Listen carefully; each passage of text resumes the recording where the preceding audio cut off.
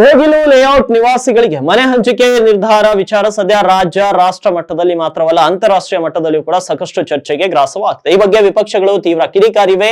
ಯಾವ ಕಾನೂನಿನಡಿಯಲ್ಲಿ ಕೂಡ ಅವರಿಗೆ ಮನೆ ಕೊಡಲು ಸಾಧ್ಯವೇ ಇಲ್ಲ. ಕನ್ನಡಿಗರ ನೆಲ ಪರಭಾರೆ ಮಾಡುವ ಅಧಿಕಾರ ನಿಮಗೆ ಯಾರು ಕೊಟ್ಟರು? ರಾಜ್ಯದಲ್ಲಿರುವ ಸರ್ಕಾರ ಕೇರಳದ ಅಥವಾ ಕರ್ನಾಟಕದ ಅಂತ ವಿಪಕ್ಷ ನಾಯಕ ಆರ್ ಅಶೋಕ್ ರಾಜ್ಯ ಸರ್ಕಾರದ ವಿರುದ್ಧ ವಾಗ್ದಾಳಿಯನ್ನು ಮಾಡಿದ್ದಾರೆ. ಕೋಗಿಲು ಅಕ್ರಮ ವಲಸಿಗರ ಮನೆ ತೆರವು ವಿಚಾರವಾಗಿ ವಿಧಾನಸೌಧದಲ್ಲಿ ನಡೆದ ಸುದ್ದಿಗೋಷ್ಠಿಯಲ್ಲಿ ಮಾತನಾಡಿದ ವಿಪಕ್ಷ ನಾಯಕ ಆರ್ ಅಶೋಕ್, ಮನೆ ಹಂಚಿಕೆ ವಿಚಾರ ಅಂತಾರಾಷ್ಟ್ರೀಯ ಮಟ್ಟಕ್ಕೆ ಹೋಗ್ಬಿಟ್ಟಿದೆ. ಈಗ ಪಾಕಿಸ್ತಾನಕ್ಕೂ ನಮ್ಮನ್ನು ಕಾಂಗ್ರೆಸ್ನವರು ಅಡುವಿಟ್ಟು ಬಿಟ್ರ.